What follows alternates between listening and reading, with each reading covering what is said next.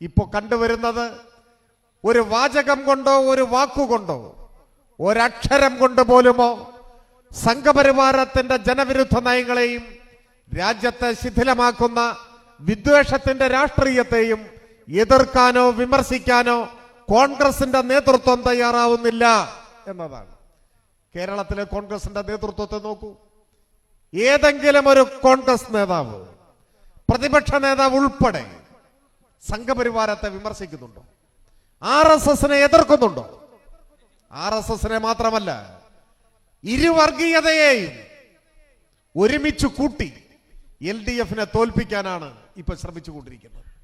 കോൺഗ്രസിന്റെ ഒരു കൈ RSSന്റെ തോളിലാണ്, മറുകൈ ജമാഅത്തെ ഇസ്ലാമിയുടെ തോളിലാണ്. രണ്ട് വർഗീയതയെയും രണ്ട് വർഗീയ വിപത്തിനെയും ഒരുമിച്ച് കൂട്ടി ഇടതുപക്ഷത്തെ തോൽപ്പിക്കാനാവുമോ എന്നാണ് നോക്കുന്നത്. ഇടതുപക്ഷം ചെയ്ത തെറ്റെന്താണ്? ഈ ഒരു ദശാബ്ദം കേരളത്തിൽ LDF ഗവൺമെന്റ് അധികാരത്തിലിരുന്നപ്പോൾ ജനങ്ങളെ ബാധിക്കുന്ന എന്തെങ്കിലും തെറ്റായ ഒരു നടപടി സ്വീകരിച്ചുവെന്ന് ചൂണ്ടിക്കാണിക്കാൻ ഇവർക്കാവൂ? ഈ 10 കൊല്ലത്തിനുള്ളിൽ ജനങ്ങളെ അണിനിരത്തിക്കൊണ്ട് LDFനെതിരെ ഒരു വലിയ സമരം നടത്താൻ ഇവർക്ക് സാധിച്ചിട്ടുണ്ടോ? എന്താ സാധിക്കാത്തത്? അതിനൊരവസരം കൊടുത്തിട്ടില്ല. ജനങ്ങളോടുള്ള പ്രതിബദ്ധത LDFന്റെ ഓരോ തീരുമാനങ്ങളിലും പ്രതിഫലിക്കുമായിരുന്നു.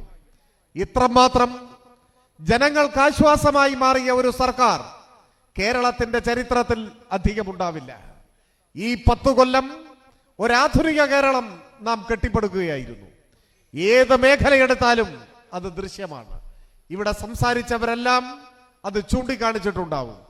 10 കൊല്ലം മുൻപുള്ള കാര്യങ്ങൾ കുറേയേറെ ആളുകൾ മറന്നിട്ടുണ്ടാവും എന്നതിന്റെ ആത്മവിശ്വാസമാണ് പ്രതിപക്ഷ നേതാവിനുള്ളത്.